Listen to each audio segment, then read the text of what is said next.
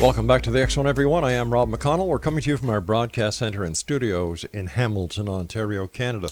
If you'd like to send me an email, xzone at xzoneradiotv.com, on all social media sites, Xzone Radio TV. To find out about the programming we have available for you 24/7, 365 on the X Zone Broadcast Network, www.xzbn.net. And for the X Zone TV channel, channel 21 on Simul TV, visit www.simultv.com. Exonation, my guest this hour is John Koerner. He is a professor of American history at Erie Community College in Williamsville, New York. He is the author of several books about the paranormal, including The Mysteries of Father Baker, The Father Baker Code, Supernatural Power, The Secret Plot to Kill McKinley, and Why the CIA Killed JFK and Malcolm X, The Secret Drug Trade in Laos, and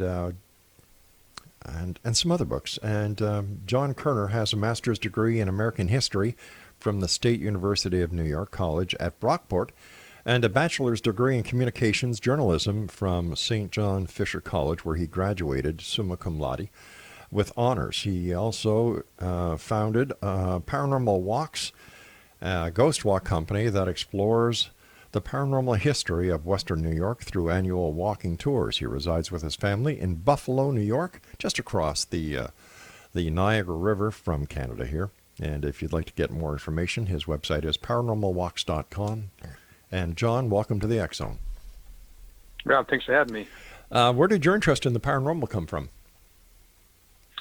Well, I think growing up in Western New York, we have such a wide history and respect for it. I think originally the Iroquois Confederacy, all their legends and tales really fascinated me. And I think that's kind of how I got hooked in it. As a kid, my mother was just respectful of the Iroquois and talked a lot about them, the giants, little people. And when I became a professor of history, later on, many Iroquois actually attended my classes and kind of piqued my interest in that too. So how haunted or how spooky or how supernatural is Western New York on a scale of 1 to 10, based on your experience? Well, it's got so much a wide variety of things. I'd say probably all the way to 10. I mean, Wow. You have tours that I do. I mean, I do tours in Lockport, Hamburg, and Medina, and also Buffalo as well. And there's such a rich history of so much just layers of death from the Erie Canal and from the Iroquois, and even more modern times with like the mafia, even just a lot of unusual stories and unusual deaths from the area. Now, you've written a book called "Why the CIA Killed JFK and Malcolm X," but you also talk about the death of JFK Jr. What can you tell us about that? Right, this is my latest book. It's called "Exploding the Truth: the JFK Jr. Assassination," and it's kind of hard to believe, but 20 years ago, next summer, on July 16th, it'll be 20 years since his tragic death. Doesn't seem that long. It's amazing. Yeah. I know, isn't it? The day I remember clearly. It's just such a shocking thing. He was just such a widely, beloved man, and such a man with grace, and he tried to kind of keep himself above politics. And it's almost like I wasn't alive at the time. I was talking to my family, and my mother said it's very similar to how we all felt when his father died. Like he'd just been taken away too young. And the book that I have, it tries to examine some questions about the official version of events, that it was just an accident. And I think we should raise some serious questions about what happened that night. So what was happening that night? He was traveling from New Jersey to Martha's Vineyard, and then he's going to drop his sister-in-law off there and head up to Hyannisport. It's supposed to be a beautiful weekend for the Kennedy family. Rory Kennedy, the youngest daughter of Robert Kennedy, was getting married that weekend, and he was heading up there with his wife and his sister-in-law. And then at precisely 9:40 p.m., his Piper Saratoga that crashes into Martha's Vineyard Sea, and he's taken away from us. And the official version of events is that he was suffering from something called spatial disorientation. And what that basically is, we all live in Western New York and Southern Ontario, we know what blizzards are, where, for example, you don't know what's in front of you, what is left, what is right, and crash your car that way. It happens to pilots, too, where they can't see what's in front of them. Weather might be a factor with that. So The NTSB report said that is what caused the crash. But wait a sec. Didn't he have? Yeah. What about the instrumentation in the aircraft? Shouldn't that not have given him the information that he needed to avoid such an incident? That's exactly right. I mean, that's one thing I talk about in the book. He knew how to use autopilot. Yeah. He passed instrument rating tests. And on April 22nd, 1998, he passed one with a hood on in the dark. So he knew how to use autopilot. He also flew that flight 17 times. Oh, my gosh. Without a flight instructor. Yeah, and 5 times at night. So he knew what he was doing. And we also know that the FAA studied the weather that night. This man named, from the FAA, his name was Meyer. And this man, I think his first name right now, his name is escaping me, but the FAA studied this, Harold Meyer. And he tried to determine what the weather was that night. And he said the weather was fine. There was nothing that would cause spatial disorientation. So we know that Kennedy was a good flyer. We know the weather was good. One key thing too that I want to put into the public's mind too. He made a call into air traffic control at 9:39 p.m. And he took off at 8:39 p.m. So precisely 1 hour into the flight, he calls in. He's on approach, about 2 miles out from the airport. And as most commercial pilots do, and even civilian pilots, they call 1 hour into the flight to check in. So he checked in then, and again, if anything was wrong with him or the aircraft or the weather, he would have said something right then. All he said was, we're on approach to land. And then 1 minute later, there is an explosion. So we can conclude that there was no spatial disorientation. There was no distress call. He knew he was a good pilot. The weather was fine. And all these things lead me to conclude that this was an assassination. And if you look at the fact that there was witnesses on the ground, that 3 of them saw an explosion. It adds up to this conclusion. All right, but did the NTSB or the FBI find any trace evidence of an explosive material? Well, this is what happened. It gets even weirder at this point. So we have the time that he calls in to air traffic control, 9:39 p.m. And then at that point in time, you would think it'd be easy to recover the aircraft. We know exactly where he went off of radar. We know exactly when he called in. And the water there is just 100 feet. But it takes them 5 days to recover the bodies. It makes completely no sense. What are the currents like there? They're completely flat. It's good for fishing. In fact, I've talked to several people that live up there, and the water is actually quite clear. Okay, so you've got the NTSB, you've got the NTSB, you've got the FBI. Because it went in the drink, the Coast Guard were involved, and it took all these agencies 5 days to find the aircraft. It doesn't make any sense. And we can also mention, too, that there is one key piece of evidence that I think beyond anything else proves the complicity of the military-industrial complex in this assassination, and that's the rescue beacon. So ABC News and NBC News report that 2:15 a.m., the Coast Guard and the Navy hear the Pepper of Saratoga's rescue beacon. This is on July 17, 2:15 a.m. They find the aircraft. They're closing in on it. And then the Navy says, oh, no, hang on a second. It's not the Pepper of Saratoga. It is a downed Navy military aircraft. Okay. It's one of her own. So then at that point in time, the media drops the story and doesn't ask some very important questions. Where is the body for that pilot? What mission was this pilot on? What caused that crash? Where is the aircraft?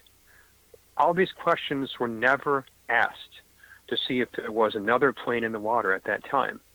So what ends up happening is the story goes away. And what probably did happen is they did find the Pepper of Saratoga at that time, and needed this cover story of this other aircraft to buy themselves more time to cover up the scene of make it look like an accident. All right, we've got to take our first break. Please stand by. Exo Nation, our guest this hour is John Koerner. His website is paranormalwalks@gmail.com, and we'll be back on the other side of this break as we continue here in the Exo from our broadcast center and studios in Hamilton, Ontario, Canada. Once again, My email, xzone@xzoneradiotv.com, and you're listening to us around the world on the Talkstar Radio Network, Mutual Broadcast Network, iTunes, iHeart Radio, and Simul Radio, and Simul TV, and of course, the X Zone Broadcast Network. Don't go away.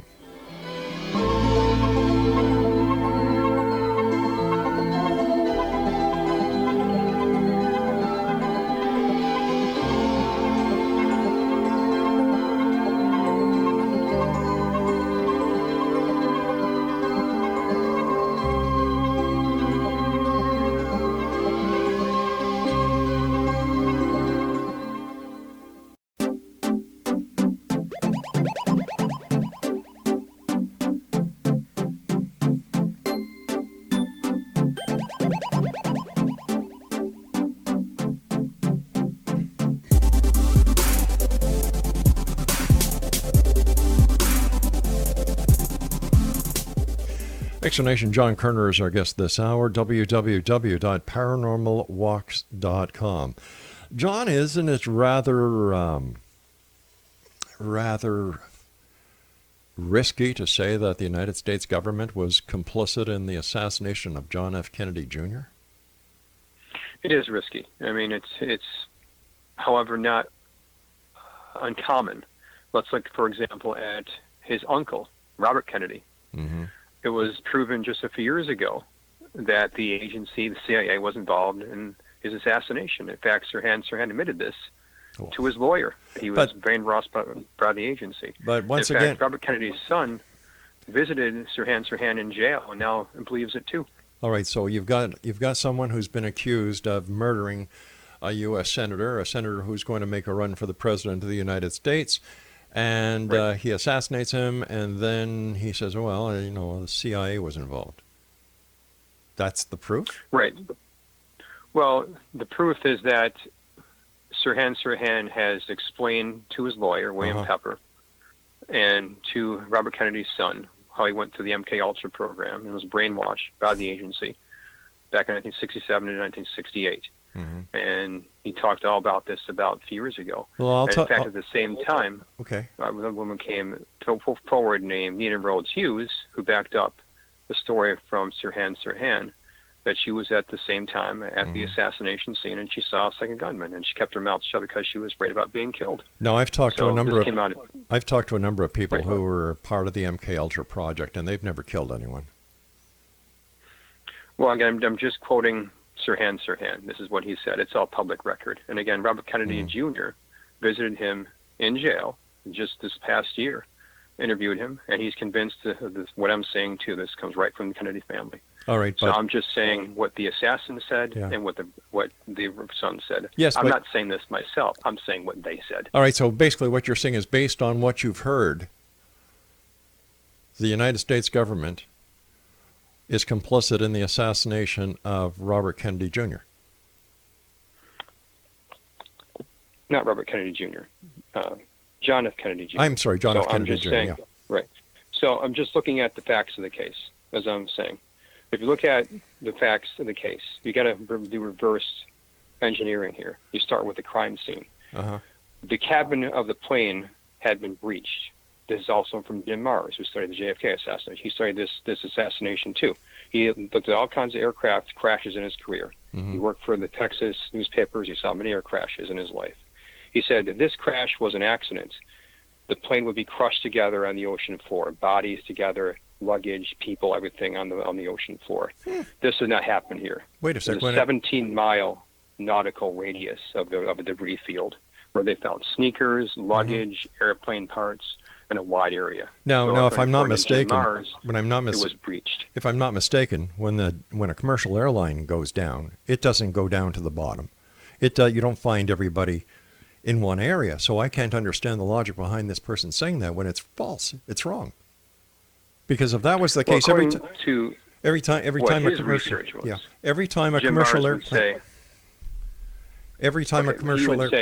go ahead. Every time a commercial aircraft goes down, there's a debris field. Bodies are found all over the place. They're not found at the bottom of the ocean, contained within the aircraft. So sure, but what they found in this situation was they found things on the land. not things wash up on shore. So they were seeing things that had been flown through the air onto land. So we're seeing something from an explosion from the cabin. Right. And this corresponds to what people saw on the ground. So we had three people, three witnesses, who saw an explosion and a flash of light.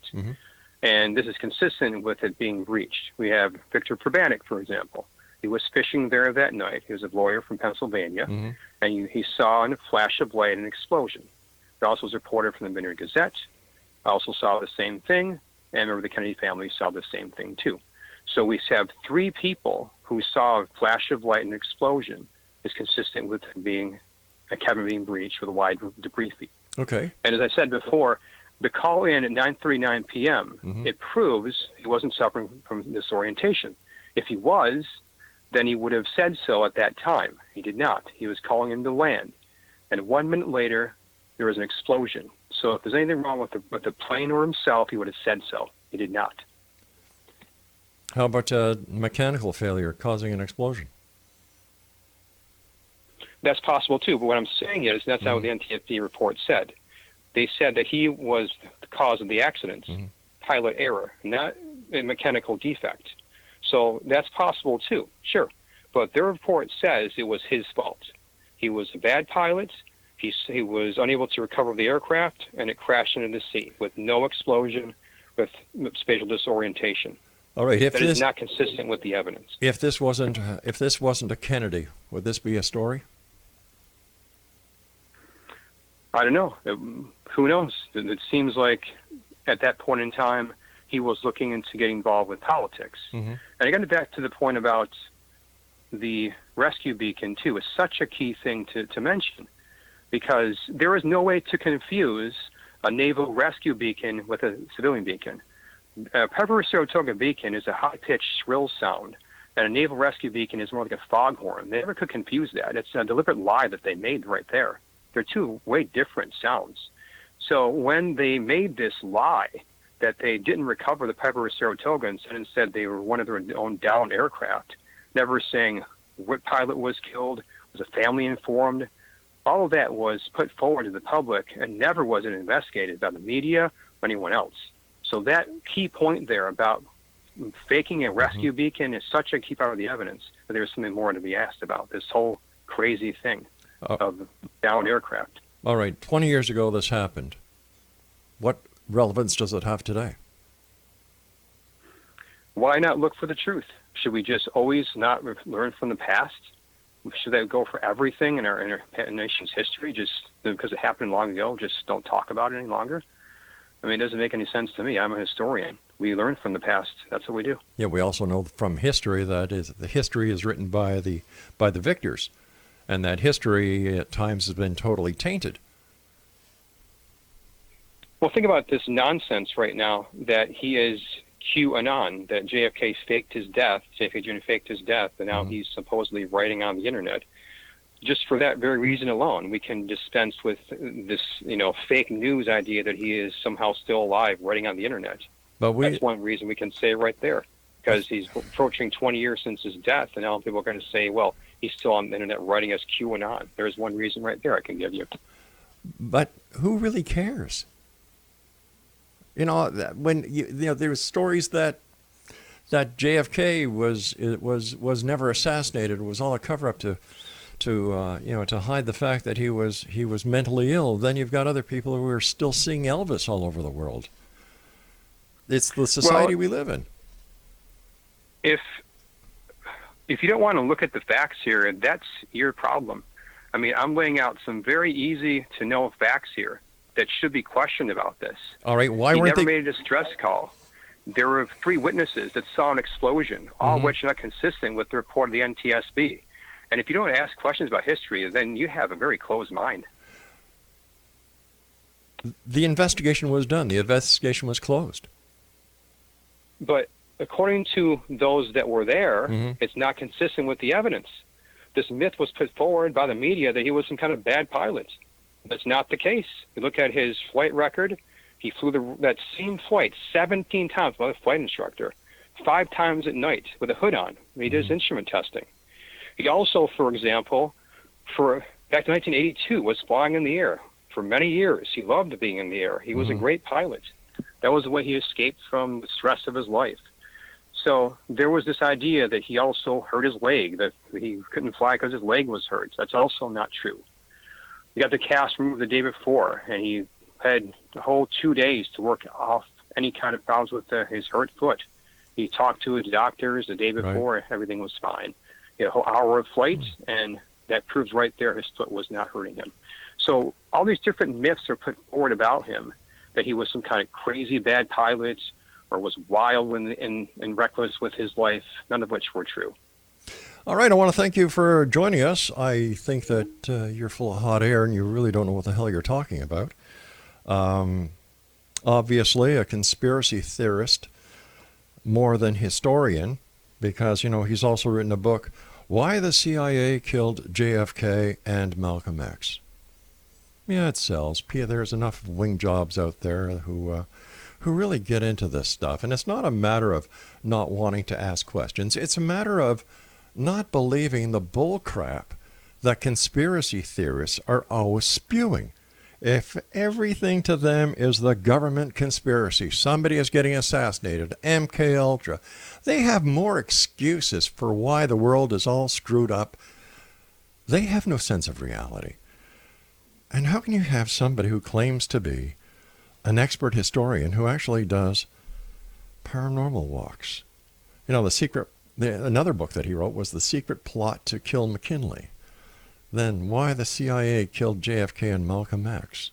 The Secret Drug Trade in Laos. Now, come on, people like that just tick me off. We'll be back on the other side with, hopefully, a guest who knows what the hell they're talking about as we continue here in the X-Zone from our broadcast center and studios in Hamilton, Ontario, Canada. My name is Rob McConnell, and in case you haven't noticed, I'm not taking this crap anymore. We'll be back. Don't go away.